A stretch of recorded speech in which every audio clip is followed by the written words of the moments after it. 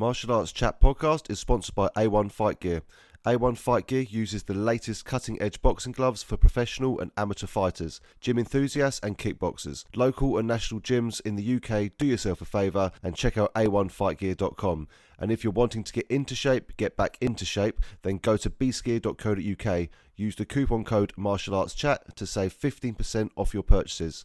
They got core sliders, straps and barbell pads and complete strength and conditioning programs to suit your needs. Finally, we're also sponsored by World of Martial Arts Television. WOMA.tv produces, finds, acquires, commissions and presents all you ever wanted to know about martial arts. Discover techniques, exercises and forms from your favourite martial arts. Explore martial art philosophies, health, culture and spirituality. Hello, my name's Chris Allen and this is the Martial Arts Chat podcast. Today I'm talking to one of Wales' finest up-and-coming fighters at the moment. It's Mr. Owain Davies. Owain, how you doing, my friend? Yeah, not too bad. Bit bored with this quarantine thing. Yeah, mate, I know. It must be crazy. Like, we're doing a whole show chatting to a lot of you fighters at the moment, and it's actually very interesting to see what you're all getting up to. A lot of people think you're all just sitting around, but yeah, it's a tough time for everyone. So first of all, like, I want to ask someone as young as yourself, mate. You know, so early on in your, so super early on, quite early on in your career, you've had 5 amateur fights. How's that feel for someone like yourself? You know, you're on a good bit of momentum, 3-fight win streak, and you're probably thinking, I need to get back in there as soon as possible. What's going through your mind? Oh, well, I was meant to get back in the 18th of April for the Build-All Flyweight Championship for the title on there. But that's been cancelled now. But I just want to get back in as soon as possible. But with everything going on, yeah, man, can't see when everything is going to get back up and running again. There's going to be a little bit of a while, so it's going to be ticking over until we get a call, really. That's it, mate. You living somewhere where you're lucky enough to have like a garden or anything like that to do some working out in? Well, if I look out there, any one of my windows is mountains. So I just live right in the middle of a valley, so there's mountains everywhere. So just get a lot of cardio done, and yeah, that's basically it, isn't it? Yeah, I guess, what's the ruling? We're allowed out for, an hour or two a day to do some exercise or something like that, yeah? You're allowed out once a day for exercise, but they didn't say how long you're allowed out for, so... Oh, that's all right. How long does it take you to get to the top of that valley and back, the top of that mountain? The top of the mountain, probably good 45 minutes to an hour. Nice, mate. Or depends which way... Go on, mate. Depends which way you go, really. There's 3 ways up. So you go the long way, it depends, and like another way out, which is quite an incline, but it's not so long, but it's quite a big incline. Must feel quite lucky though to have that, because a lot of people would just be looking out of their apartment windows and just seeing concrete jungles and stuff like that, you know? Yeah. Super lucky to be living where I am, to be honest. There's just mountains everywhere, and there's a field just down the road a bit as well, which is about 5 minutes away. So I guess running on there, do some shadow boxing on there, do some circuits. It's just making the most of what we got at the moment, isn't it? Yeah, that's it. You can only do what you can do. And you're also spending time like looking back at some of your fights, you know, analysing your fights and things like that. Yeah, I did at the start, the last fight with Ryan now, but at the moment no, because there's nothing on. If I watch it, then it just makes me want to fight more, so I try and stay away from it there until I can get back in the gym and watch it, then see where my weaknesses were, then work from there. But at the moment, I'm trying to stay away from it at the moment. You're just training hard, keeping your mind clear at the moment, but obviously you did have a fight coming up at Budo Championship sort of thing, so obviously you were mentally preparing yourself for that and training for that. Have you just carried on as normal, kept training as normal, kept the mentality the same? What's been going on? Everything's been exactly the same except using gyms. But all my running, just increased my running. I was running once a week, but now I'm running like twice a week. Just doing a bit more like strength work out the gardens things, just making the most of just what we got, and there's nothing really can do. The diet's still the same, well, a little bit off it, but not too bad. Yeah, that's the interesting thing. That's the interesting thing I'm asking a lot of you at the moment is how's the diet going, man? You know, because boredom equals eating food, doesn't it? You know. Do you know what?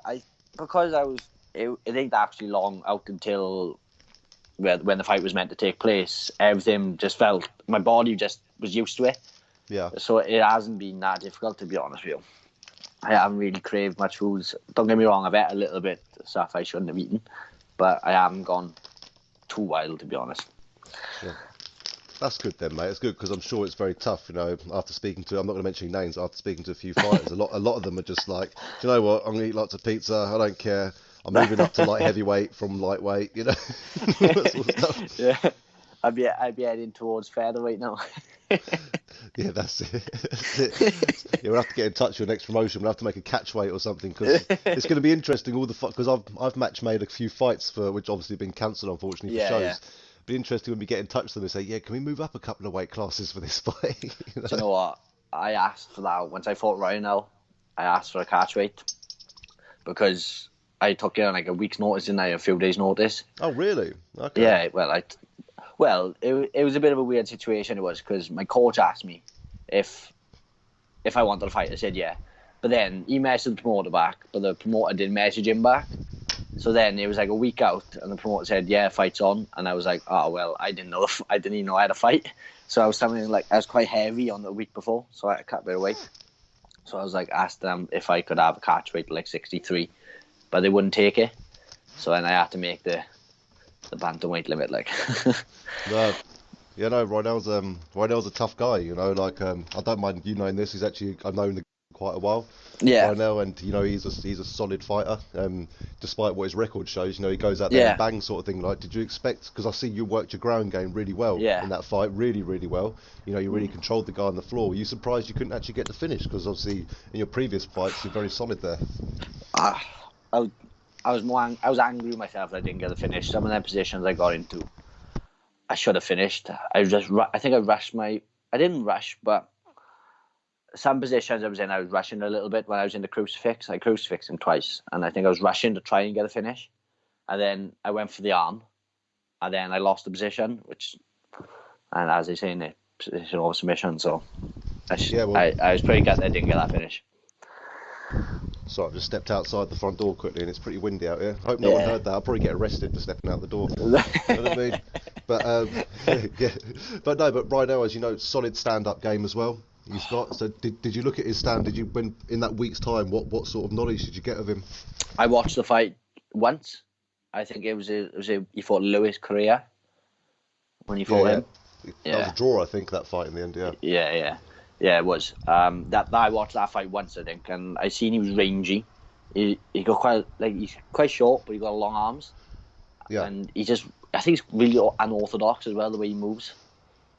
So I just thought I'm gonna get this fight to the floor, and I thought I'd get it to the floor and I'd finish him in the first round. That was my plan, but that didn't happen. And also, it's not as if you just travelled like 5 minutes up the road for this No. fight. It was a very last minute. How do you prepare yourself? I know it's not travelling abroad, but you're travelling to unknown territory. You're the bad guy and all that sort of stuff. Sort of thing. So how did that play on your mind leading up to that?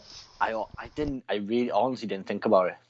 I just didn't even think about that situation until I got in there, and then everyone was booing me. Which I quite like, to be honest. I did like that. Oh God, it's the making of the new Colby Covington. He likes getting booed.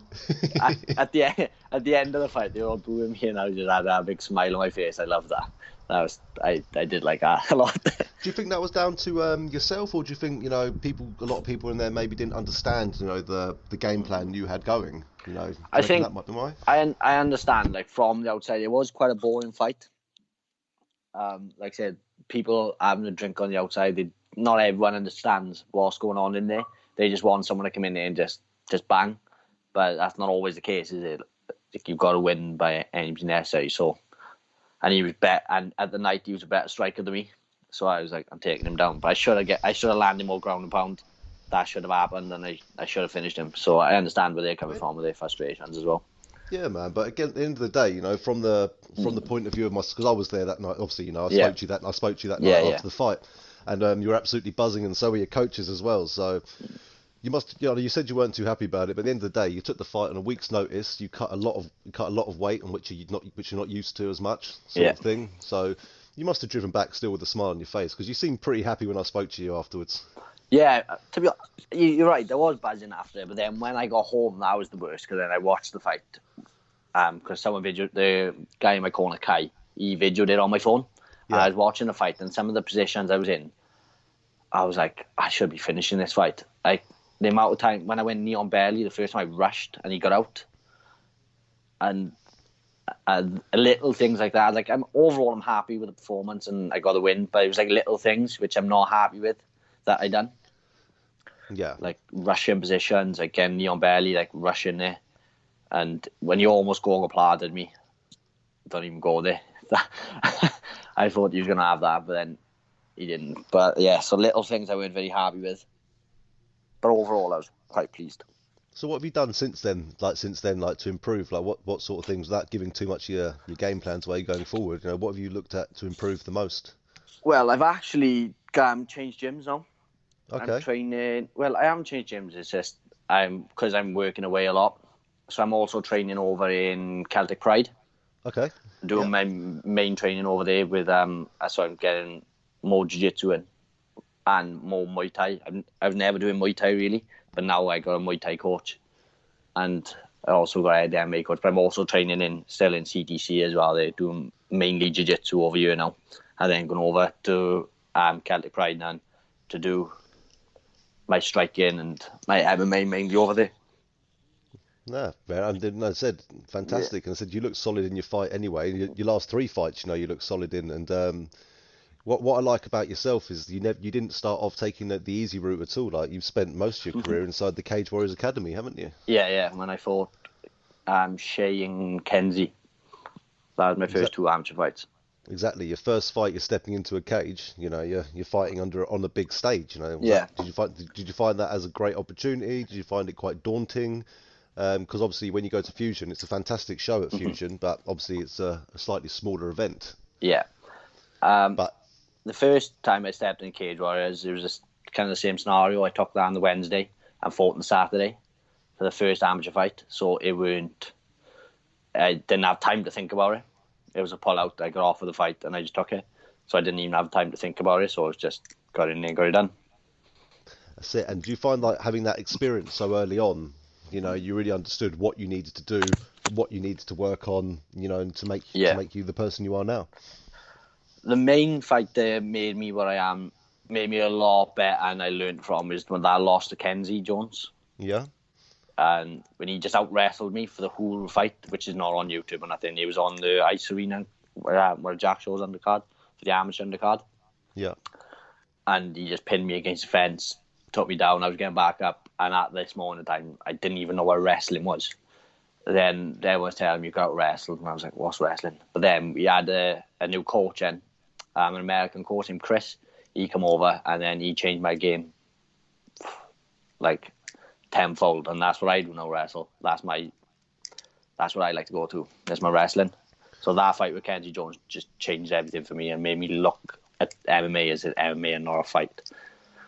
Well, yeah, but a lot of people listening to this who've seen some of your previous fights be quite surprised to hear that, seeing how solid your wrestling has looked in the last 3 fights as well. It seems something like that is more your bread and butter. So what was your bread and butter before coming into the game? What were you practicing before doing MMA? Were you boxing or anything like that? Nothing. I just come straight into MMA. Nothing. I didn't have any martial arts backgrounds or anything. Wow. So how long were you training for before like MMA, before you took this fight? What, the first fight? The first fight, your debut, yeah. Probably just under a year or about a year, I think. Yeah, give or take, something like that. I'm not 100% sure. I don't even really know how long. I think I've been training now about 3 years now. I think. I'm not even sure. Well, you're still very young, mate. You've still got a long way in your career to go, and obviously you must be absolutely buzzing now. You can see by your record you have learnt, and you learnt a lot. Like you're on a 3-fight winning streak now. 2019 was a good year for you. Yeah, it was great. And you've been lucky not to have too many cancellations. I think you had the odd 1 or 2 cancellations, haven't you? I think. Yeah, I've had 1 or 2, but the guy I meant to fight on Bildo for the Bildo title. This is our 5th time being put together. Oh God, it's probably Khabib blooming Tony situation. Every time, like this time is obviously no one's fault. No one can't be helped, couldn't they? So, but it is what it is. It is, mate. But no, it's just nice to see. You can tell some people, their records aren't so. Let's say they might have a very good record, but maybe not against the toughest opposition. And that's definitely something you haven't been afraid of taking on. And I said with Rynell, that's a tough fight to take. He's got solid jiu-jitsu, he's got good stand-up, as you found out, on the ground. He was hard to finish, He was hard to finish. He was very wiry, if that makes sense. And he always found a way to regain guard. But Yeah. that's what I was practicing more as well, which I enjoyed myself, was ground and pound from guard. So I was landing a lot of that in training, and like weren't getting caught in things. And then he threw up normal plata. He threw up Google plata, didn't he? But I can't remember. He did. And but that's how I was landing loads of ground and pound sparring from in the guard position and weren't getting caught. Then he threw that up, and I think he went fried pop up for triangle as well. But that's why I weren't very happy with everything. Like I was happy overall as an pro, but I'm taking little things away from me which I need to work on. Yeah, but as I said, this is where you learn. Your amateur career is where you learn and lose, as I like to say. You don't lose, you learn from your losses. It's just an experience. And also as we were talking before, we know you've got a big opportunity as well coming up whenever this madness all stops and lets us out for IMMA AF, mate. Yeah. Some of the biggest stars have been on those shows, at amateur. It's a quality show, isn't it? The IMAF tournaments. That's another reason why I wanted to go there. Like I say, just test my skills out there against some of the best amateurs in the world.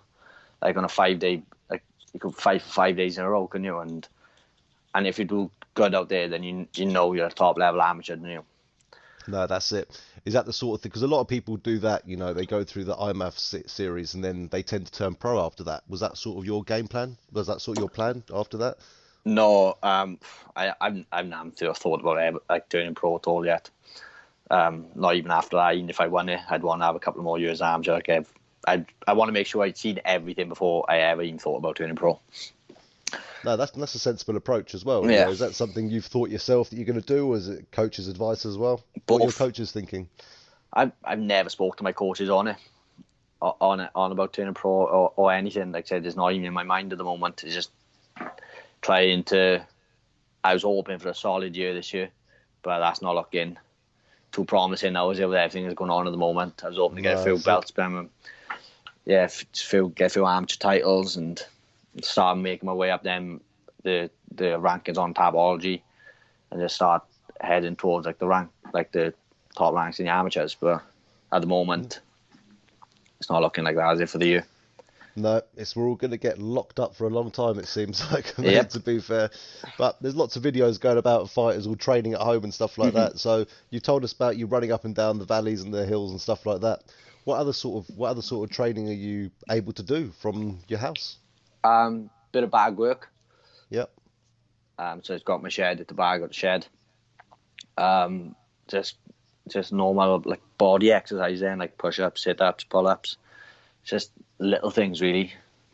It's not a lot. I don't have like a gym in my house. I just have a punch bag. So I don't have a lot that I'm able to use. But it's amazing how like a lot of fighters like yourselves, they're coming up with different types of ways to train. I've seen people like in their back gardens putting 2 deck chairs together to use as a bench and all sorts of stuff. It's good to see, But do you live with anyone? Do you live there in the house that does MMA as well? Or is it just yourself? Just myself. No one in my family, even in my whole family, no one else does MMA or anything. I live with my sister, my mother, and my father. They don't even hear the sport before I do. Your dad doesn't fancy going in there and having a roll? No. My dad won't even come and watch me fight. My mother and my father won't even come and watch me fight. They hate it. They don't hate the fact of me fighting. They just don't want to see it. But I'm sure they're supportive though. Oh yeah, of this course. Is what you want to do. Yeah, of course. Like we got a little agreement because they won't pay for a ticket to come. Well, I'd never make them pay for a ticket, but because they're not buying a ticket or anything to come watch me fight, they will buy me a takeaway the next day. Is anything in particular, you fancy as your takeaway? Is it like a routine? An Indian, every time. A hot one or a normal one? To be honest, I don't even know what I have from an Indian. They know what I eat. They just order it. Yeah. I don't even know what it's called, but I like hot foods as well, so it doesn't even bother me either way. That's it, man. They're tough down the valleys, man. It's just stomachs of iron, Everything's made of iron. That's it, mate. That's it. And again, it's like when was the IMAF supposed to happen? August.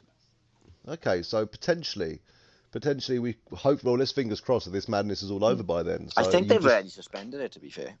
oh, have they? I think so. I'm not 100%. I did see something on it the other day, but I can't remember what it said. But I think they have. Okay, that's still, as I said, but your place is still secure there as such, yeah? Yeah, They yeah, definitely yeah. want you to go. Yeah, yeah. And And that'll then they be, got Kazakhstan then, haven't they, for the World Championships now. so how's that going to feel, you know? You're still in your amateur career, you're still young, and you're going to be travelling abroad and fighting, you know? You think the boos were bad in bloody Fusion.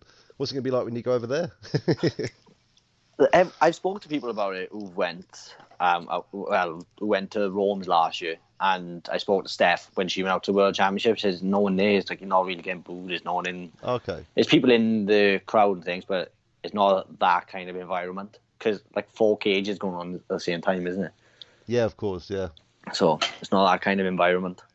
It's going to be crazy though. It must be absolutely mental though, sitting on a plane, you know. You must be sitting there on a plane, like feeling like, yep, I'm going to fight, I'm sitting on a plane, I'm travelling the world already. I can't wait. I'm gonna be absolutely interesting as well. buzzing.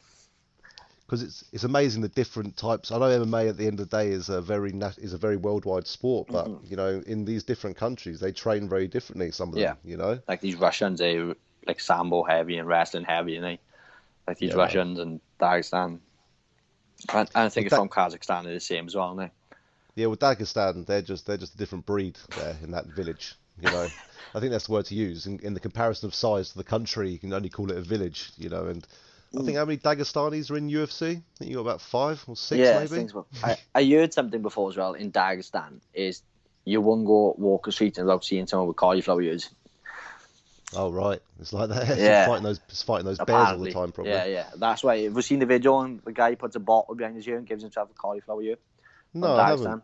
Yeah, because apparently you get picked on or bullied if you don't have a cauliflower ear. Apparently, that's what I've been told. So I'm not 100% what truth is in it, but that's what I've been told. Well, the thing is though, like a lot the guys over there, a lot of the people in Dagestan, I won't say all of them, but most of them, they don't have what we do. They don't watch TV. They don't go on No. social networking. They have their strong religious beliefs, and then they train. You know, and then they work hard. You know, and I think that is just the mentality of this is what we're made to do, sort of thing. That's their living, isn't it? That's it. That's all they do. I know, mate. And at the end of the day, you can't take it away from them. And They're good at it. well, they are very good at it, but they're not indestructible, and they're not all indestructible. So would that be like someone you'd love to come up against, like one of these Russian of course. stars, like sort of people? Of course, especially at amateur as well. Like you want to test yourself against the best people in the world, you know. Otherwise, what's the point in doing it? That's how I look at it. Like you want to be getting to that level where you can fight the best people in the world and be able to hang with them or be able to beat them. But that's exactly where you want to be in it.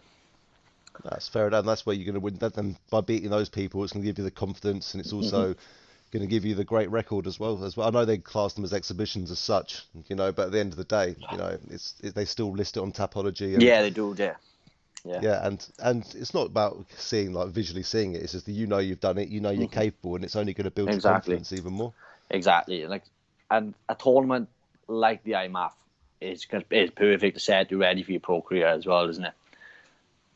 No, that's it. And exactly, you know, you fight if you can beat people there, then you know that's when you're going to start definitely going to start collecting your belts, sort of thing. And I know you want to collect these AMI belts all over the place, but is Cage Warriors the one you want to grab the belt at? You know, following the footsteps of like Jack Shaw, Jack Eglin as well, who's currently the champion. Yeah. You know, and people like that. Yeah, of course. Like I said, Mason. I'm training with the same gym as Mason right now as well. Okay. As Mason Jones, who just won the lightweight title. Was it last weekend?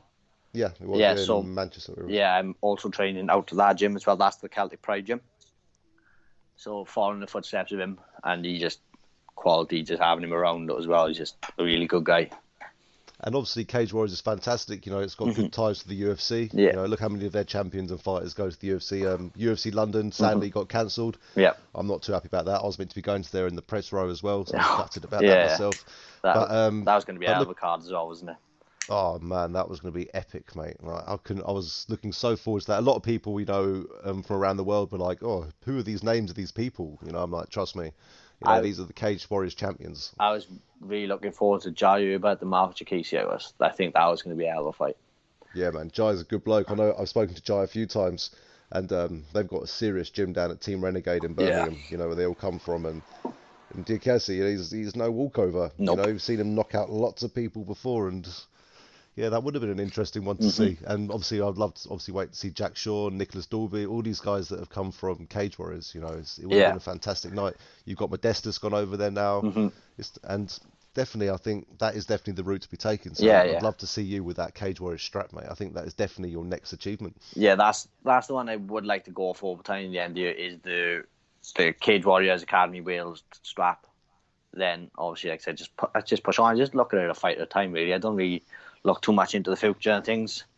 Like I just look at it one fight at a time. Like just train hard, enjoy training, get off of the fight, take it, enjoy the fight, and just look at it one fight at a time. That's it, mate. Well, you've only been doing this for what? Competing for just like a couple of years, sort of thing Yeah. now. Not even. You're coming up to a couple of years, and you've already had 5 fights. You've had some good experiences in big organisations Hmm. already. Yeah. How old are you now, if you mind me asking? 23. Exactly. So you're 23. You've easily got 20 more years. Some of these guys are fighting till. Yeah, yeah, So it's exactly. going to be absolute. Yeah, it must be absolutely. You must be absolutely buzzing to just. Do you sometimes sit there and think, oh, where am I going to be in 5 years? Imagine what I'm doing then. To be honest, I'm not that type of person to be look at things like that. I just enjoy what I do and just be happy to be able to do it, just to do it. I don't really look at it as in what am I going to be doing in 5 years. I just to see where it takes me. No, that's a good attitude to have as well. Mm. You're not count, as they say, counting your chickens before they hatch, No. sort of thing. Taking it one step at a time. Yeah. And we're seeing a lot of fantastic Welsh fighters. If we go back many years, from the boxing days of Calzaghe and all these people. There's a lot of fantastic Welsh fighters that come out of there. Any in particular that you look up to? Like you got your Marshmans, people like that. Mason, Mason, yeah, he's your man. like I said, he's undefeated in Cage Warriors right now, and he's just become a Cage Warrior champion, and he's great to have around. Having him in the gym, he just helps everyone as well. So anyone asks me any questions, he will show them, and he's just great to have around. So Nice. yeah, Mate, and again, fantastic people to be training with as well. amazing. Yeah, mate, really, really, really good. And I said again, I know I'm repeating myself, but really really looking forward for this whole coronavirus crap to go away, I can't wait. and then see you jump straight back in there, mate. That's the plan. Budo for the title, they haven't cancelled it, just postponed it. So when the next available date, that's going to go ahead as well. So just going to stay ready for that now as well. Sit, mate. Collect belts. Take a shiny belt to the IMAF with you as well. Yeah. You got one under your belt already. That's the plan, and that's what I was hoping to do before I go out there. Like I said, the guy I'm fighting is coming out here with me as the other flyweight as well. Okay. So I'm really looking. I really want that fight with him. I know, man. I bet. Bet. Yeah. I bet. And you'll get it. It's going to happen. And I personally can't wait to see it. But it must just also you obviously in your early career, and even Yeah. you fought quite local sometimes as well. Like Cage Warriors Wales and things like that. Mm-hmm. You don't mind travelling around though? It doesn't affect you at all? I don't mind at all. I'll travel anyway. That's it. I don't care. Whoever offers me a fight, like I said, as long as I can get it, as long as my coaches are happy with it, then I'll go. That's it. Take what you can Yeah. while you can, because fastest growing sport in the UK, mate. What a It's- time to be involved in it. Exactly, it's massive now, isn't it? Everyone's starting to know exactly what it is, and it's starting to be looked at like an art, like not just fighting anymore. That's it. And I hope a lot of people who are starting their career or even thinking of doing MMA are listening to this as well and find this inspiring to see that it is possible to do. You just got to put your mind to it. And, you're only a couple of years in and you've already Yeah. been offered to fly around the world. Yeah, exactly. And the thing is, as well, it's fun. You Yeah. enjoy it while you're doing it. It's something different. It's like, unlike boxing, you just use your hands. Like with MMA, you're training everything, so it's different every single day, and you're learning every single day. Between jiu-jitsu, wrestling, your Muay Thai, your boxing, judo, it's just endless, isn't it? Like it's just constantly evolving.